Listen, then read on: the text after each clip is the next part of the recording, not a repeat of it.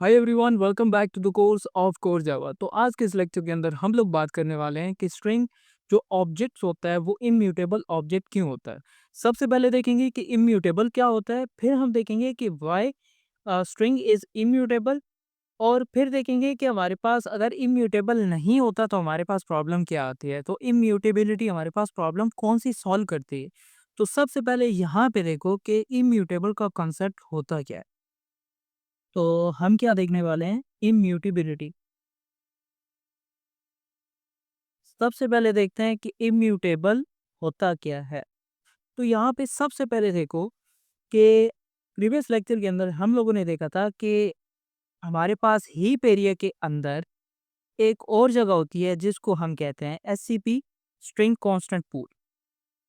तो ये आ जाता है हमारे पास हीप एरिया, देन हमारे पास ये होता है एससीपी, स्ट्रिंग कांस्टेंट पूल। अब ये जो स्ट्रिंग कांस्टेंट पूल है इसके अंदर वो ऑब्जेक्ट क्रिएट होते हैं जो कि स्ट्रिंग के ऑब्जेक्ट्स होते हैं। तो अगर हम न्यू कीवर्ड का यूज करते हैं तो हमारे पास हीप एरिया के अंदर भी ऑब्जेक्ट बन जाता है। तो हमने ये देखा था कि अगर हम इस तरह से ऑब्जेक्ट को क्रिएट करें स्ट्रिंग क्लास का s is equal to new string, और फिर इसके अंदर कोई भी हम वैल्यू प्रोवाइड कर दें यहाँ पर, तो इससे क्या होगा। यहाँ पर हमने देखा था कि यहाँ पे न्यू कीवर्ड आ जाता है। तो जहाँ पे न्यू कीवर्ड आ जाता है तो वो हीप एरिया के अंदर एक ऑब्जेक्ट को क्रिएट कर देगा, और ये जो एस है इसको पॉइंट करना स्टार्ट कर देगा। और अभी ये लिटरल आ गया तो लिटरल भी स्ट्रिंग कांस्टेंट पूल के अंदर बन जाएगा और इसकी वैल्यू यहाँ पे स्टोर हो जाएगी। ये चीज़ हमने देखी थी और यहाँ पर भी इसकी वैल्यू आ जाएगी। तो ये चीज़ हमने डिस्कस कर ली थी। फिर हमने देखा था कि एक और वे होता है स्ट्रिंग को क्रिएट करने का, वो क्या होता है, by using a string literal. तो इससे क्या होगा कि अगर मैं यहाँ पे वैल्यू कोई भी प्रोवाइड करता हूँ तो इस बार हम क्या करते हैं कि यहाँ पे कोई और वैल्यू प्रोवाइड कर देते हैं। एबीसी हमने कुछ भी प्रोवाइड कर दिया तो वो स्ट्रिंग कांस्टेंट पूल के अंदर जाएगा और वहाँ पे एक और ऑब्जेक्ट को क्रिएट करेगा एबीसी। अगर मैं यहाँ पे ये वैल्यू प्रोवाइड कर देता, ये स्ट्रिंग कांस्टेंट पूल के अंदर चेक करता कि यहाँ पे डुप्लीकेट वैल्यू तो नहीं है। अगर डुप्लीकेट हो जाती तो वहाँ पे वो पहले से जो मौजूद है उसी को पॉइंट करना स्टार्ट कर देता। यहाँ पे डुप्लीकेट ऑब्जेक्ट क्रिएट नहीं करता है। तो ये चीज़ हमने देख ली थी। अभी यहाँ देखो इम्यूटेबिलिटी का कंसेप्ट क्या होता है। तो अगर दोबारा से समझो, यहाँ पे अगर मैं स्ट्रिंग क्लास की मदद से s1 is equal to new string, और यहाँ पर मैंने कुछ भी डेमो नेम से कुछ भी प्रोवाइड कर दिया, अब ये मेरे पास क्या होगा, वर्किंग में हीप एरिया के अंदर स्ट्रिंग कांस्टेंट पूल के अंदर फिर एक ऑब्जेक्ट क्रिएट होगा। ये हमारे पास क्या आ गया, हीप एरिया, और ये हमारे पास एससीपी। अब इसके अंदर क्या होगा, सबसे पहले न्यू कीवर्ड है तो ऑब्जेक्ट कहाँ पे क्रिएट होगा, हीप एरिया के अंदर, और S1 इसको पॉइंट करना स्टार्ट कर देगा। अब ये जो डेमो वैल्यू है ये इसके अंदर चली जाएगी, ठीक है। फिर हमारे पास क्या होगा, SCP के अंदर भी एक ऑब्जेक्ट क्रिएट होगा और इसके अंदर क्या होगा, डेमो नाम से वैल्यू चली जाएगी और JVM इसको पॉइंट करना, इसके साथ एक रेफरेंस वेरिएबल पॉइंट कर लेगा। ये भी चीज़ हमने देखी थी कि यहाँ पे SCP के अंदर जो भी ऑब्जेक्ट्स होते हैं, इस तरह से अगर हम ऑब्जेक्ट को क्रिएट करते हैं तो JVM इंटरनली इसको पॉइंट करना स्टार्ट कर देता है। लेकिन अगर मैं यहाँ पे इस तरह से करूँ S1 डॉट कॉनकैट, कॉनकैट एक मेथड होता है जो कि क्या करता है, चीज़ों को जोड़ देता है। तो अगर डेमो के साथ डेमो टू इस तरह से कॉनकैट करना चाहूँ तो इस केस में क्या होगा। तो अब यहाँ पे देखो इस तरह से नहीं होगा कि ये ऑब्जेक्ट हट जाए और यहाँ पे इसी के साथ जोड़ दे, वो क्या कर दे, demo and then demo to यहाँ पे प्रोवाइड कर दे। ये इस तरह से नहीं होता। ये वर्किंग किस तरह से करता है, ये यहाँ पर एक और ऑब्जेक्ट को क्रिएट कर देगा, ठीक है। एक और ऑब्जेक्ट को क्रिएट करेगा और इसमें वैल्यू क्या आ जाएगी, इसके अंदर जो वैल्यू आएगी वो आएगी डेमो एंड डेमो टू के नेम से। अब S1 यहाँ से इसका पॉइंटर कट के यहाँ पर आ जाएगा। ये चीज़ इंपॉर्टेंट है क्योंकि यहाँ पे उस ऑब्जेक्ट के अंदर चेंज नहीं करता ये जो न्यू ऑब्जेक्ट क्रिएट करता है उसके अंदर जो पुरानी वाली वैल्यू है वो भी आ जाती है और न्यू वाली वैल्यू वो भी आ जाती है। तो ये आता है इम्यूटेबल कि स्ट्रिंग ऑब्जेक्ट जो पहले से बना हुआ है वो चेंज नहीं होता, वो मॉडिफाई नहीं होता। एक न्यू ऑब्जेक्ट क्रिएट होता है और उसके अंदर वैल्यू स्टोर होती है। जो पुराने वाला ऑब्जेक्ट है वो इम्यूटेबल ऑब्जेक्ट है, उसको हम चेंज नहीं कर सकते। ये चीज़ होती है इम्यूटेबिलिटी की। तो अगर यहाँ पर मैं दोबारा से यहाँ पर इस तरह से करूँ s1 डॉट कॉनकैट और अब डेमो3 मैं कॉनकैट कर दूँ, तो इस केस के अंदर क्या होगा? इस केस के अंदर एक और ऑब्जेक्ट क्रिएट होगा और यहाँ पर डेमो डेमो2 एंड डेमो3 के नेम से ऑब्जेक्ट क्रिएट हो जाएगा। ठीक है, इसके अंदर पुरानी वाली वैल्यू जितनी भी थी और न्यू वाली वैल्यू है, सारी कॉन्कैट होके इस न्यू ऑब्जेक्ट के अंदर स्टोर हो जाएगी। ये मेन चीज़ है। और अब स्ट्रिंग कांस्टेंट पूल के अंदर क्या होगा, डेमो2 एंड डेमो3 दोनों आ जाएंगे। ठीक है, तो आपको ये बात भी पता है कि यहाँ पे डुप्लीकेशन अलाउ नहीं होती, तो इस वजह से डेमो2 भी आ गया, डेमो भी आ गया और डेमो3 भी आ गया। तो ये होता है इम्यूटेबिलिटी का कॉन्सेप्ट। अब स्ट्रिंग क्लास इम्यूटेबल क्यों बनाई गई है? अब यहाँ पे देखो, फॉर एग्जांपल यहाँ पर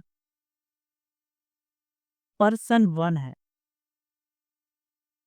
पर्सन 1 उसकी जो सिटी है, पर्सन 1 सिटी, उसकी जो सिटी है वो हमारे पास क्या है, यहाँ पर लाहौर हम कर देते। ठीक है, अब हमने सिटी ये प्रोवाइड कर दिया। अब अगर मेरे पास पर्सन 2 है, हम लिख देते हैं P2 सिटी और इसकी भी लाहौर है। ठीक है, अब एक पर्सन 3 आता है, उसकी भी सिटी क्या है, उसकी भी आ जाती है ये हम कर देते हैं लाहौर। ठीक है, अब स्ट्रिंग कांस्टेंट पूल के अंदर वर्किंग किस तरह से होती है, यहाँ पर देखो प्रॉब्लम क्या आती है अगर मैं इसको इम्यूटेबल ना बनाऊं। तो यहाँ पे देखो ये हमारे पास क्या है, ये आपको पता है कि ये होता है हमारे पास हीप एरिया। अब ये हमारे पास हीप एरिया आ जाता है। अब हीप एरिया के अंदर स्ट्रिंग कांस्टेंट पूल है।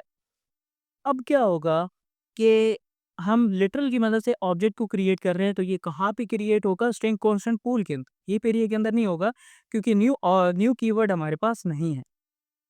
तो यहाँ पे देखो एक ऑब्जेक्ट क्रिएट होकर जहाँ पे वैल्यू क्या स्टोर है, लाहौर, और जितने भी ये 3 हैं ये इसी को पॉइंट करना स्टार्ट कर देंगे, क्योंकि आपको पता है कि स्ट्रिंग कांस्टेंट पूल के अंदर कोई भी डुप्लीकेशन अलाउ नहीं होती। तो यहाँ पे एक ही ऑब्जेक्ट है, तो एक ही ऑब्जेक्ट को सारे के सारे पॉइंट करना स्टार्ट कर देंगे। तो इनकी जितने भी रेफरेंस वेरिएबल हैं, यहाँ पे आ जाएगा पर्सन, ये वाला पर्सन 3 सिटी, एंड यहाँ पे मैं लिख रहा हूँ P2 एंड P3। अब यहाँ पे ये चीज़ है, अगर दोबारा आगे जाके प्रोजेक्ट के अंदर मैं अगर कर देता हूँ P3 city is equal to Islamabad, इस केस के अंदर फिर क्या होगा, अगर इम्यूटेबल नहा नहीं होता तो यहाँ पे क्या होगा कि ये वाली वैल्यू को ये क्या करेगा, इसको चेंज करके इसके अंदर इस्लामाबाद यहाँ पे प्रोवाइड कर देगा। तो इससे क्या हुआ कि पुराने वाला जितना भी था वो डिलीट हो गया, क्योंकि पर्सन 1 ने और 2 ने अपनी सिटी चेंज नहीं की। तो इससे क्या हुआ कि उनकी जितनी भी सिटी थी वो तो गलत हो गई ना, क्योंकि उन्होंने तो अपनी वैल्यू यहाँ पे चेंज नहीं की। तो इस वजह से क्या होता है, हमारे पास जितने भी स्ट्रिंग ऑब्जेक्ट्स होते हैं इम्यूटेबल ऑब्जेक्ट होते हैं। तो इस केस के अंदर स्ट्रिंग कांस्टेंट पूल के अंदर एक न्यू ऑब्जेक्ट क्रिएट होगा और P3 यहाँ पे इसको पॉइंट करना स्टार्ट कर देगा और इसको यहाँ से इसका पॉइंटर जो रेफरेंस वेरिएबल है वो वहां से कट करके यहाँ पे इसको पॉइंट करना स्टार्ट कर देगा। तो अब जो न्यू ऑब्जेक्ट है इसके अंदर जो वैल्यू स्टोर होगी वो कौन सी वैल्यू वाली होगी, न्यू वैल्यू जो हमारे पास इस्लामाबाद है वो स्टोर होगी। तो ये हमारे पास इस वजह से जो स्ट्रिंग ऑब्जेक्ट्स होते हैं वो इम्यूटेबल ऑब्जेक्ट्स होते हैं। क्यों होते हैं ये हमने एक्सप्लेन कर दिया। इम्यूटेबल क्या होता है ये भी चीज़ हमने देखी है। तो सबसे पहले दोबारा से समझ लेते हैं जो चीज़ हमने आज डिस्कस की है। तो सबसे पहले हमने देखा इम्यूटेबिलिटी का कॉन्सेप्ट होता क्या है। तो हमने देखा अगर इस तरह से हम ऑब्जेक्ट को क्रिएट करते हैं तो दो ऑब्जेक्ट हमारे पास क्रिएट होते हैं। जो फर्स्ट हमारे पास होता है हीप एरिया के अंदर क्रिएट होता है, और जो सेकंड होता है वो स्ट्रिंग कांस्टेंट पूल के अंदर होता है। फिर हमने देखा कि अगर मैं इस तरह से आगे जाके हमने देखा कि यहाँ पे अगर मैं इसको कॉन्कैट कर दूं, कॉन्कैट क्या करता है कि दो स्ट्रिंग को जोड़ देता है। तो अगर मैं ये करता हूँ तो अब मैं क्या चाहता हूँ कि जो डेमो है उसके साथ डेमो टू लग जाए। तो इस केस के अंदर क्या होगा, वो पुराने वाला जितना भी ऑब्जेक्ट है उसको चेंज नहीं करेगा। ये किसको, एक न्यू ऑब्जेक्ट को क्रिएट करेगा, और उसके अंदर पुरानी वाली वैल्यू और न्यू वैल्यू जो है उनको जोड़ के एक न्यू ऑब्जेक्ट को क्रिएट कर देगा। तो इस तरह से जो पुराना ऑब्जेक्ट है वो चेंज नहीं होता। This is immutability. फिर हमने देखा कि इम्यूटेबिलिटी का कंसेप्ट अगर ना हो तो हमारे पास प्रॉब्लम क्या आती है। तो इस वजह से हमारे पास स्ट्रिंग की जितनी भी ऑब्जेक्ट्स होते हैं वो इम्यूटेबल ऑब्जेक्ट होते हैं। फिर हमने देखा कि अगर पर्सन की कोई भी वैल्यू है, कोई भी डिटेल है, तो अगर ये हम स्टोर करते हैं स्ट्रिंग लिटरल की मदद से, वो स्ट्रिंग कांस्टेंट पूल के अंदर जाती है, जो कि रिकमेंडेड वे होता है, ये यूज होता है। तो पर्सन 2 भी आ गया और 3 भी आ गया, इनकी वैल्यू है। अब आपको ये भी पता है कि स्ट्रिंग कांस्टेंट पूल के अंदर डुप्लीकेशन अलाउ नहीं होती। तो इस केस के अंदर जो पर्सन 3 है, 1 2 3, उसके अंदर जितनी भी वैल्यू है, उनकी सिटी है, वो सेम है। तो इस वजह से एक ही ऑब्जेक्ट क्रिएट होगा और सारे के सारे इसी को पॉइंट करना स्टार्ट कर देंगे। अब सारे के सारे इसी को पॉइंट करना स्टार्ट कर रहे हैं, अगर ये इम्यूटेबल नहीं होता तो आगे जाके कोई भी पर्सन अगर अपनी सिटी चेंज कर देता है तो इस केस के अंदर क्या होगा, पुराने वाला जो ऑब्जेक्ट है उसके अंदर वो चेंज कर देगा। इससे प्रॉब्लम क्या आएगी कि दूसरे पर्सन जिन्होंने सिटी चेंज नहीं की या कोई और भी डिटेल है उन्होंने चेंज नहीं की तो उनकी चेंज हो जाएगी, जो कि गलत है। हमारे प्रोजेक्ट के अंदर ये चीज़ ठीक नहीं होगी। तो इस चीज़ को रिमूव करने के लिए स्ट्रिंग ऑब्जेक्ट को इम्यूटेबल बना दिया है, और जिसने चेंज किया है उसका एक न्यू ऑब्जेक्ट बना दो, और उसका पॉइंटर वहां से कट करके ये रेफरेंस वेरिएबल इसको पॉइंट करना स्टार्ट कर देगा। तो ये हमारे पास कॉन्सेप्ट होता है इम्यूटेबिलिटी का, कि स्ट्रिंग क्लास इम्यूटेबल क्यों होती है। तो ये था आज का लेक्चर, मिलता है नेक्स्ट वीडियो में, तब तक के लिए बाय।